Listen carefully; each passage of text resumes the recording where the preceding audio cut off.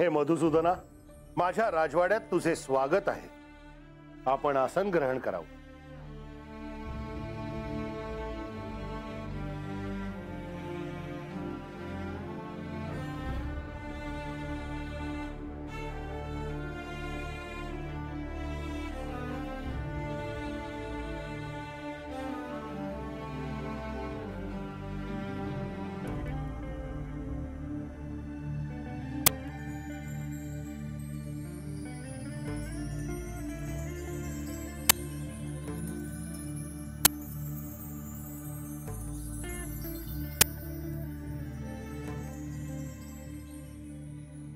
असुरराज, तू ही आसन ग्रहण कर.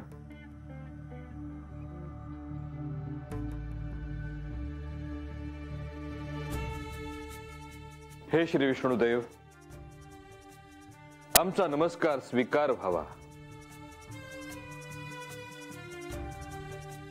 शुभम भवतु. शुक्राचार्य, आपणही इथे उपस्थित आहात हे उत्तम झालं.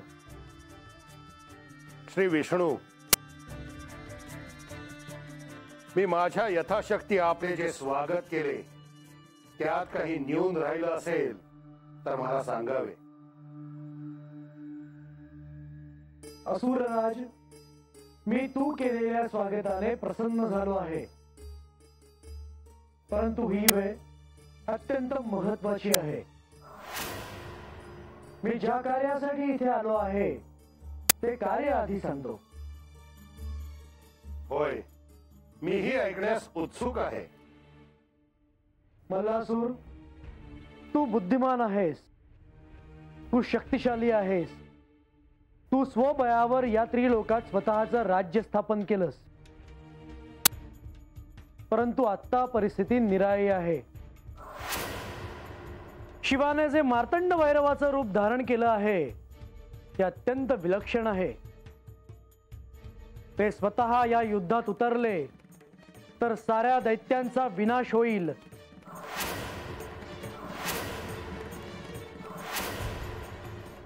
अशा वेळी राजनीती धर्म असं सांगतो की तू स्वतःचं आणि दैत्यांचं रक्षण करून भविष्यात होणारा अनर्थ टाळावास. या क्षणापर्यंत वीरभद्राने अनेक दैत्यांना यमसदनास पाठवलं आहे. त्यामुळे तू या साऱ्याचा विचार करून योग्य तो निर्णय घे. अजूनही वेळ गेली नाही.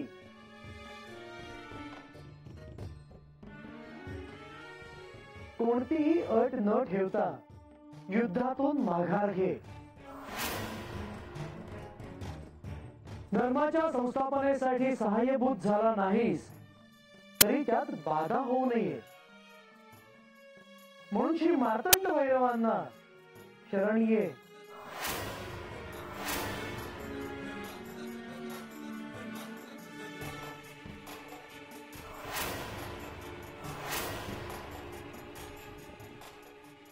आपण योग्य तो प्रस्ताव ठेवला आहे श्री विष्णुदेव.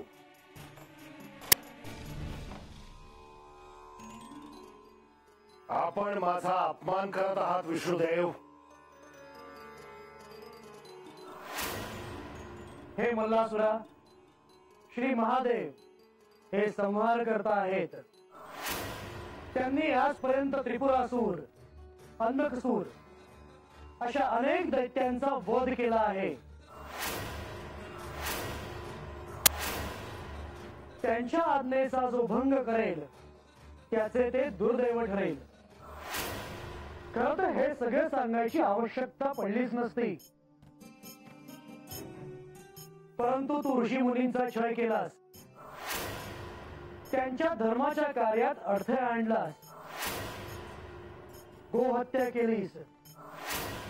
त्यामुळे भैरवांना कैलासातून इथे यावं लागलं. मल्लासूर, श्री महादेवांना शरण ये आणि स्वतःचे प्राण वाचव. तुझ्या बंधूंचं काय झालं हे तू पाहिलं आहेसच. तो यमाच्या राज्यात पोहोचला देखील. तुला माझे शब्द कटू वाटत असतील, परंतु हेच सत्य आहे. तू प्रल्हादाच्या कोणी जन्माला आलास त्याची पुण्य आहे, म्हणून मी तुला आज इथे सांगायला आलो आहे.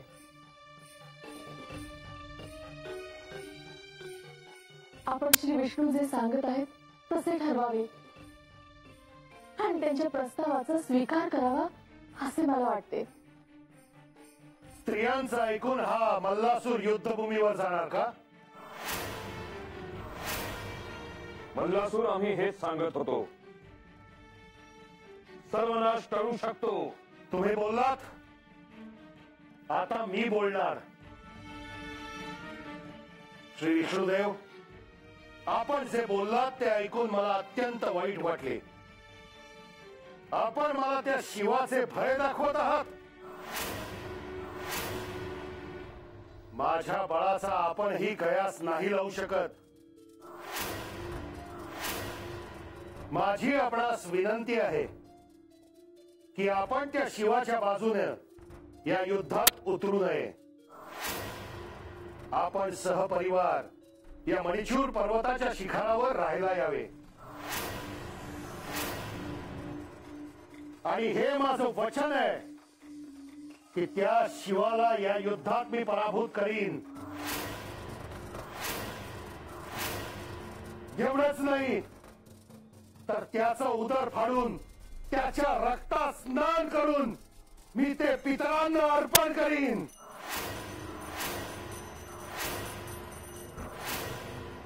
त्या शिवाचीच नाही तर देवांचीही गात्रं गात्र छिन्न विछिन्न करून टाकेन मी.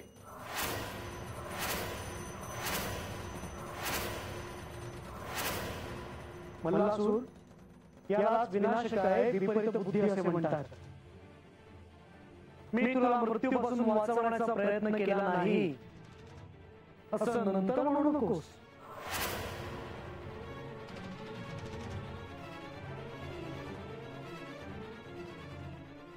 मी निघतो. मधुसूदना,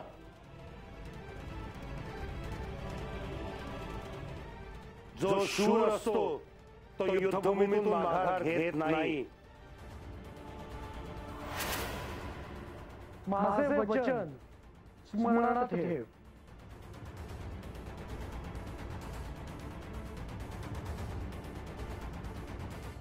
नारायण नारायण असे म्हणतात की जे होणार असतं ते टळू शकत नाही.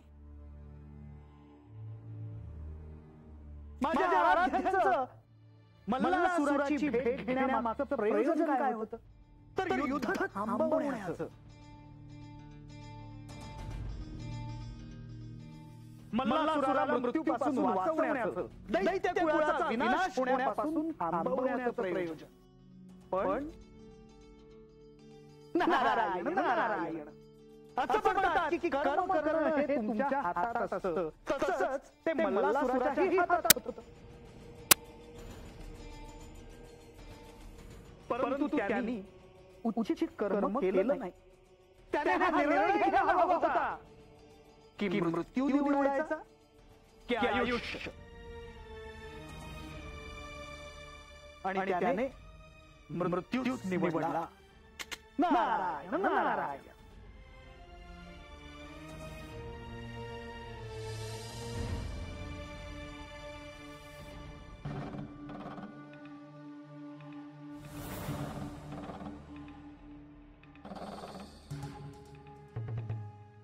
यावे देवी. मल्लासुराची भेट घेऊन हे कोणत्याही क्षणी परत येईल. जर मल्लासुराने श्रीहरीचा प्रस्ताव मान्य केला तर त्याचेच भले होईल, यात काहीच शंका नाही.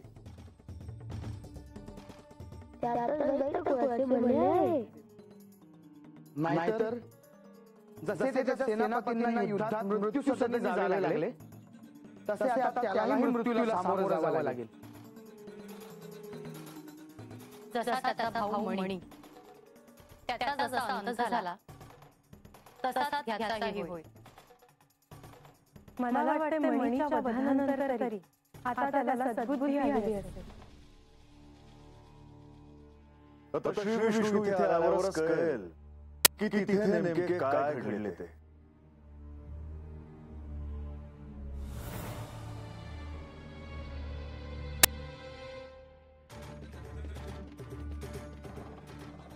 श्रीहरी यावे. मल्लासुराची आणि तुमची भेट झाली का? श्रीहरी, तुमचा प्रस्ताव त्यांनी स्वीकारला का? माझी आणि मल्लासुराची भेट झाली. त्याला मी समजावून देखील सांगितले की हे युद्ध न झाल्याने सगळ्यांचे भले कसे होईल. पण मग त्याला ते मान्य झाले का? नाही.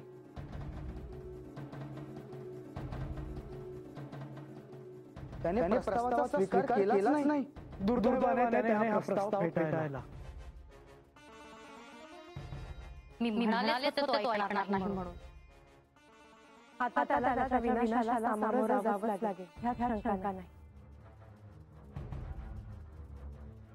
तो त्याच्या अहंकारात इतका उन्मत्त झाला होता की त्याने श्री महादेवांचा अपमान देखील केला.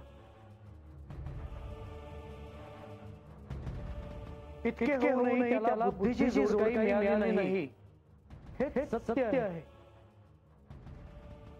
मी त्याला जो प्रस्ताव दिला तो त्याने न स्वीकारता मीच देवसेनेत राहू नये असे त्याने मला सांगितले.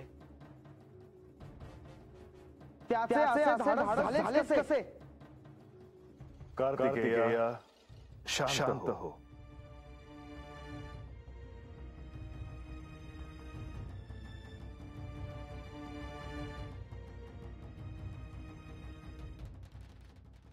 धर्माच्या संस्थापनेसाठी सहाय्यभूत झाला नाहीस तरी त्यात बाधा होऊ नये म्हणून श्री मार्तंडवैरवांना शरण ये.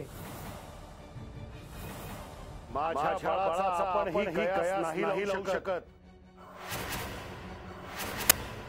माझी आपणास विनंती आहे की आपण त्या शिवाच्या बाजूने या युद्धात उतरू नये.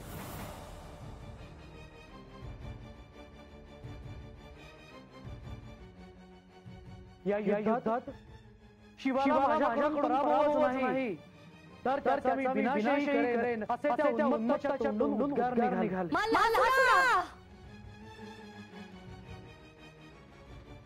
तुझा अंत कोणीही अडवू शकत नाही.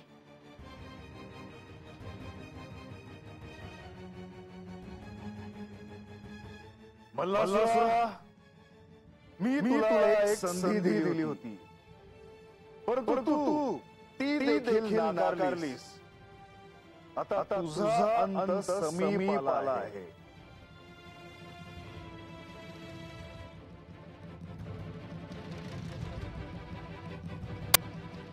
जय जय जय नागभूषणा, दया सागर आनंद दहना. जय जय जय चंद्रभूषणा, जय जय जय पशुपती. मल्ल दैत्य निहंता, दैत्य समूह दलन करता. चरण कमळ सूरपूजिता, सर्व ऐश्वर्य पावती. ऐसा तू कृपा सागर, नमस्कार करीतो वारंवार. मदन दहन उमावर, प्रणिपात असो तुझासी.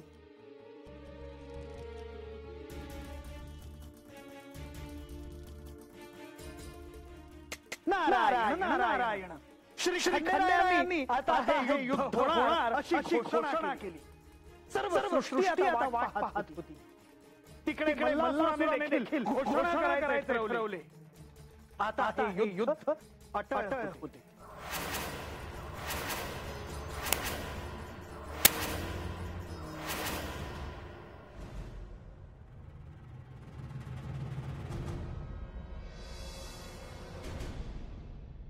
मल्लराज, तू निर्णय घेतलायस परंतु यानंतर भविष्यात जे घडेल त्याला तू सामोरा जाणार आहेस. त्याचे दायित्व केवळ तुझ्यावर असणार आहे. होय, आणि ते मी स्वीकारलं आहे. ज्यासाठी मी माझे आयुष्य वाहिले त्यात साध्य होईल असं दिसत नाही. कारण शिवाने मार्तंड भैरवाचे रूप घेतले आहे ते दैत्यांचा समूळ नाश करणार यात शंकाच नाही.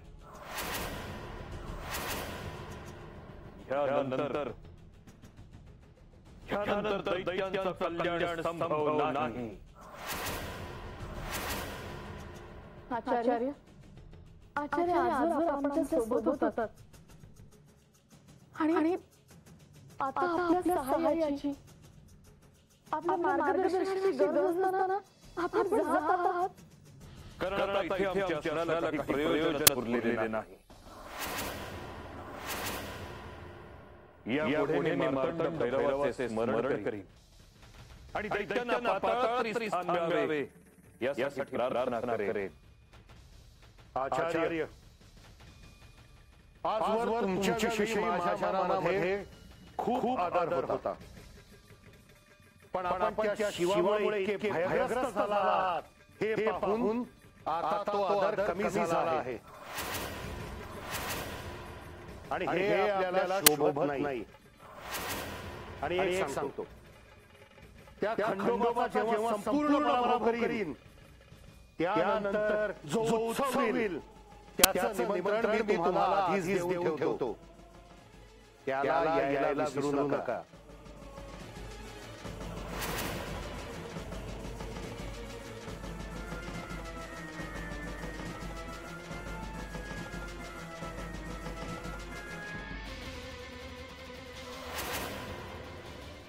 माझी इच्छा आहे ती पूर्ण करा. सांग. माझ्या पुत्राला या युद्धात ओढू नका.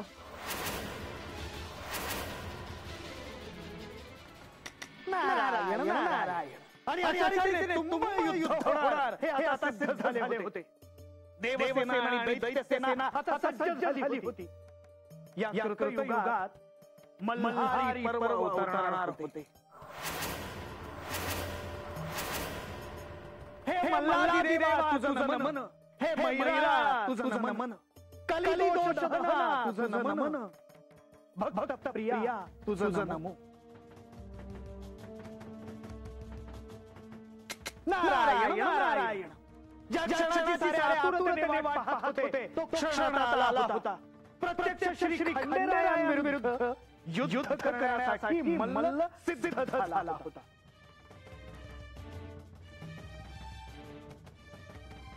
देवांच्या मुहूर्तांचं काय बी चालणार नाही त्यास ठाऊक नाही पडलं. हे तर प्रत्यक्ष महादेव आहे. योग्य, अगदी योग्य बानो. परंतु हाच तर त्याचा अहंकार होता जो त्याच्या सर्वनाशाला कारणीभूत ठरणार होता.